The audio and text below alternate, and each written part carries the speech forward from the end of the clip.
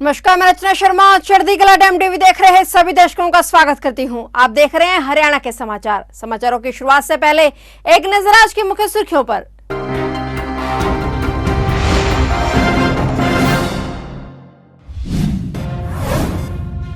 बल्लभगढ़ पलवल की metro connectivity के लिए धरातल पर काम शुरू, मुख्यमंत्री ने हाल ही में की थी घोषणा।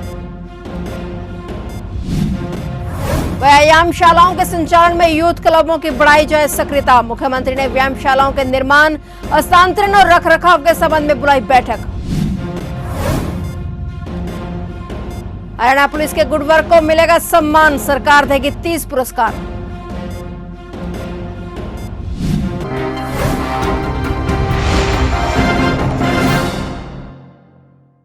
और अब समाचार विस्तार से। मुख्यमंत्री मनोहर लाल की घोषणा के 2 दिन बाद ही बल्लभगढ़ से पलवल की मेट्रो कनेक्टिविटी के लिए धरातल पर काम शुरू हो गया है। मुख्यमंत्री द्वारा मंजूरी के बाद मेट्रो प्रोजेक्ट की टेक्नो फिजिबिलिटी स्टडी के लिए 26 जून को आदेश जारी हुए और मंगलवार से इस पर काम भी शुरू हो गया। HMRTC की एक टीम ने बल्लभगढ़ से पलवल तक प्रस्तावित MRT कॉरिडोर का दौरा किया और इस कॉरिडोर की कुल लंबाई लगभग 24 किलोमीटर है। बल्लभगढ़ से पलवल तक कॉरिडोर का स्टेशनों की संभावित संख्या 10 प्रस्तावित है। गौरतलब है कि मुख्यमंत्री ने रविवार को पलवल जिले के गांव गदपुरी में फरीदाबाद लोकसभा क्षेत्र की गौरवशाली भारत रैली के दौरान इस मेट्रो प्रोजेक्ट की घोषणा की थी।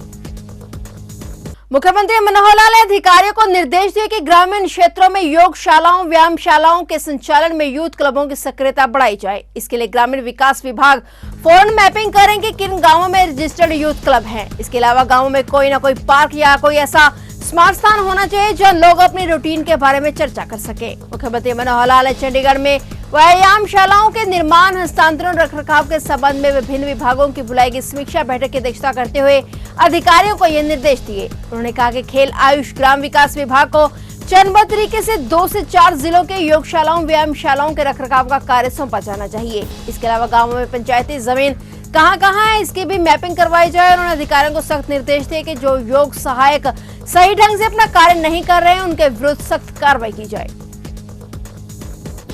हरियाणा पुलिस को अब गुड वर्क करने पर सम्मान मिलेगा। हर साल इसके लिए सरकार की ओर से 30 पुरस्कार दिए जाएंगे। इनमें से 10 प्राइज मुख्यमंत्री के जरिए दिए जाएंगे और 10 इनामों को हरियाणा के होम मिनिस्टर वितरित करेंगे। साथ ही 10 इनामों का वितरण राज्य के DGP द्वारा किया जाएगा। सरकार ने इस गुड वर्क की पूरी प्लानिंग कर ली है और जल्द ही होम मिनिस्टर रेलवे जी इसकी घोषणा करेंगे। गृह मंत्री अनिल विज ने बताया कि सरकार द्वारा 4 जुलाई को होने वाली अर्जेंट कैबिनेट मीटिंग में इस मामले को लेकर चर्चा की जाएगी। इस मामले को पास करवाकर इसे लागू किया जाएगा। विज ने बताया कि पुलिस को ये इनाम नियमित रूप से दिए जाएंगे। सरकार के इस प्रयास से अच्छी पुलिसिंग को बढ़ावा मिलेगा। गृह मंत्री विज ने बताया कि जो अफ्रीकी नागरिक हरियाणा में रहकर नशे की तस्करी कर रहे हैं उनको डिपोर्ट करने का काम किया जाएगा। इसके लिए जल्द ही केंद्र सरकार के साथ ऐसे अफ्रीकी नागरिकों को डिपोर्ट करने की बात की जाएगी।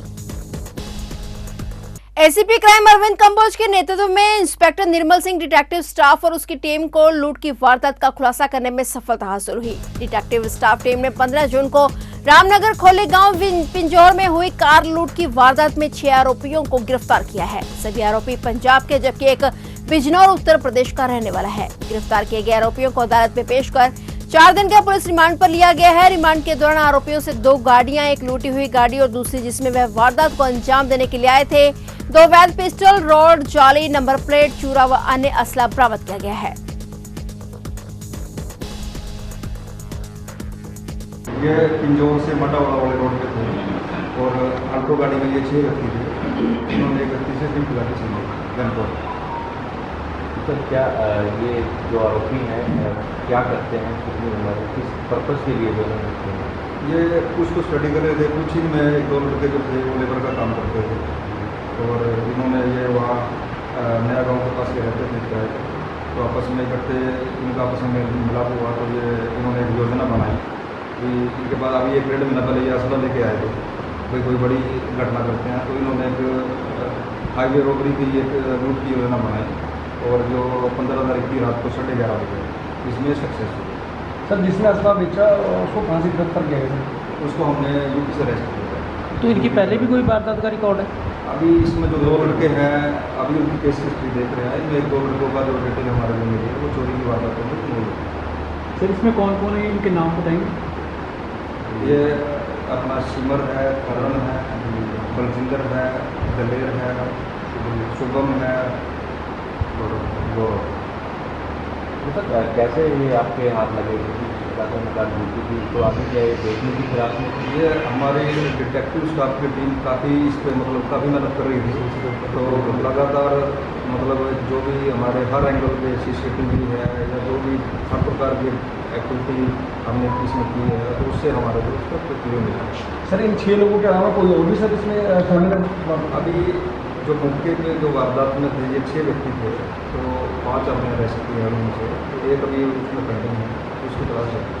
बिलासपुर के गांव मलिकपुर बांगर में उस समय अफरा तफरी मच गई जब वहां अचानक गोलियां चल पड़ी। मलिकपुर बांगर में 2 कारों में सवार लोगों ने फिल्मी स्टाइल में आमने सामने से एक दूसरे पर गोलियां बरसा दी। गोली खेत में काम करने वाले एक नेपाली व्यक्ति की पीठ में लग गई, जिससे वह घायल हो गया। गोलियां चलाने के बाद भाग रहे आरोपियों की एक कार गांव हेडवाला रोड पर पलट गई, जिसमें सवार एक आरोपी को लोगों ने पकड़ लिया, जबकि कुछ आरोपी वहां से भागकर गन्ने के खेत में जा छिपे। लोगों ने गन्ने के खेत को घेरकर आरोपियों की तलाश शुरू की, जिस पर एक आरोपी और पकड़ा गया, जबकि जानकारी के अनुसार बाकी आरोपी भागने में कामयाब हो गए। वहीं CIE इंचार्ज का कहना है कि 3 आरोपियों को उन्होंने गिरफ्तार कर लिया है। शाम के समय हमारी डायल 112 पर एक कॉल प्राप्त हुई थी कि जो बिलासपुर थाना एरिया का ये गांव मलिकपुर बांगर की साइड में फायरिंग हुई है कि गाड़ी के अंदर कुछ लड़के हैं 2-3 गाड़ियों में, और उसमें एक गाड़ी वाले लड़कों ने दूसरी गाड़ी पर फायरिंग की है। तो उसी के संदर्भ में 112 पर कॉल प्राप्त होने पर हमारी जो डायल 112 है वो मौके पर पहुंची थी, और जो हमारे SHO साहब हैं बिलासपुर वो मौके पर पहुंचे थे, और हमारी क्राइम टीमें भी जानकारी मिलने पर कंट्रोल रूम से तुरंत घटनास्थल की तरफ आ गई थी। तो जब हमारी बिलासपुर थाना की टीम मौके पर पहुंची, डायल 112 से बात की, तो रास्ते में पता चला कि जो फायरिंग का इंसिडेंट हुआ है वो गांव मलिकपुर बांगर के अंदर हुआ है।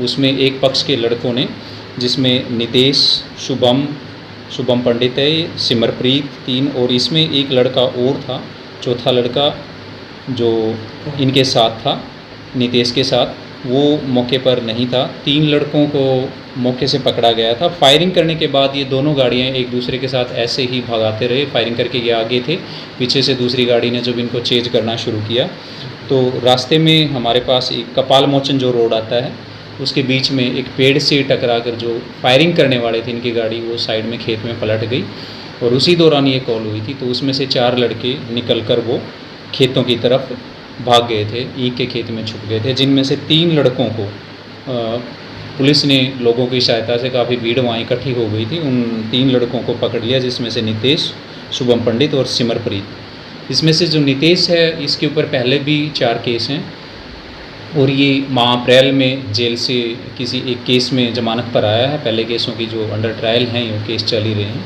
तो 3 लड़कों को मौके से काबू किया गया है, इन्होंने फायरिंग की है, और पुलिस ने इस मामले में जो कंप्लेनेंट है मनप्रीत सिंह है, ये गांव रहने वाला है, ये चोली का है, बिलासपुर थाने एरिया का ही, उसकी शिकायत पर मुकदमा जो अटेम्प्ट टू मर्डर का दर्ज किया है। हरियाणा के हिसार जिले के गांव में कुछ शरारती तत्वों ने BR अम्बेडकर की प्रतिमा को क्षतिग्रस्त कर दिया। पुलिस ने बताया कि भटला गांव के डॉक्टर अम्बेडकर पार्क में लगी प्रतिमा को क्षतिग्रस्त कर दिया गया। अनुसूचित जाति से संबंध रखने वाले कुछ गांव वालों ने पुलिस को शिकायत दी, जिसके बाद अज्ञात व्यक्तियों के खिलाफ भारतीय दंड संहिता की धारा 295 के तहत मामला दर्ज कर लिया गया। पुलिस ने कहा कि घटना के लिए जिम्मेदार लोगों का पता लगाने के लिए आसपास के इलाकों में लगे CCTV की फुटेज ली गई है, और शिकायत दर्ज करने वाले ग्रामीणों ने आरोपियों को तुरंत गिरफ्तार करने और पार्क में नई प्रतिमा लगाने की मांग की है। उन्होंने पार्क में CCTV कैमरे लगाने की भी मांग की।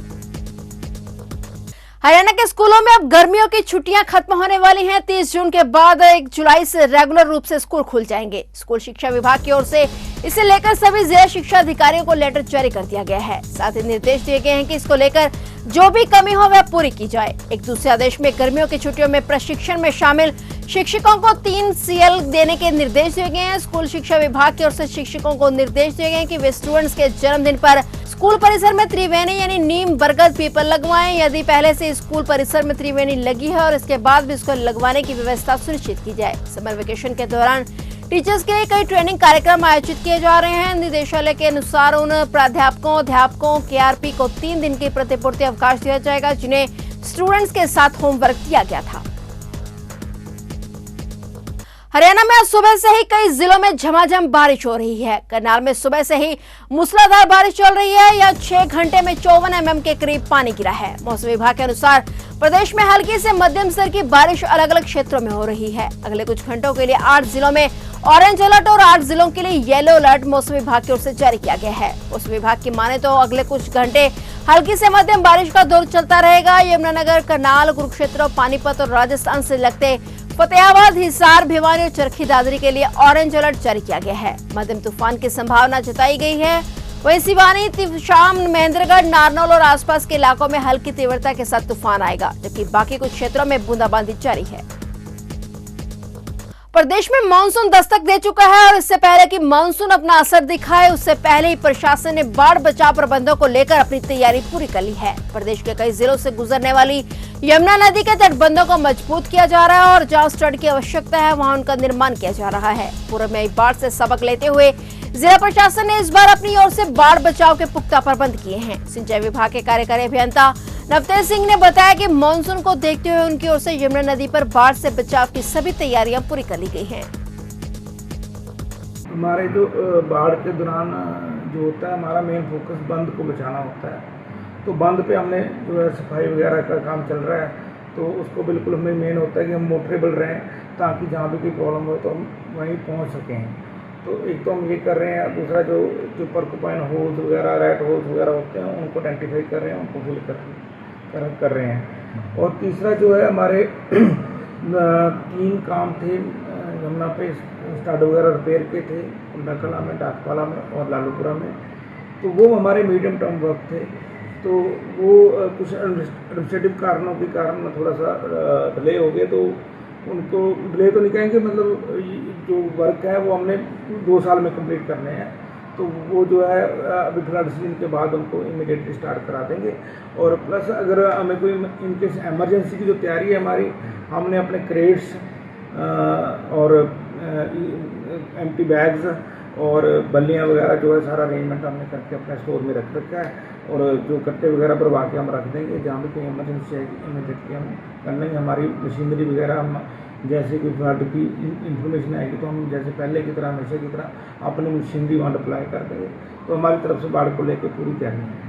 पिछले हफ्ते आए चक्रवाती बिपरजॉय तूफान के प्रभाव से कई राज्यों में आम जनजीवन प्रभावित हुआ है और वहीं तूफान का असर सब्जियों पर भी नजर आने लगा है। इसके कारण बाजार में पिछले एक हफ्ते में अचानक टमाटर के भाव 4 से 5 गुना तक बढ़ गए हैं। थोक विक्रेताओं के अनुसार बारिश का असर टमाटर के साथ साथ अन्य सभी सब्जियों पर भी नजर आ रहा है। सभी सब्जियों के भाव 1.5 से 2 गुना तक बढ़ गए हैं। टमाटर सहित अधिकतर सब्जियां बेंगलुरु, नासिक, हिमाचल प्रदेश, महाराष्ट्र, उत्तर प्रदेश और मध्य प्रदेश से आ रही हैं। इसमें दाम तेजी में से बढ़े हैं और थोक विक्रेताओं के अनुसार सब्जियों के दामों में अचानक आई इस तेजी को थमने में कम से कम 1 महीने का समय लगेगा।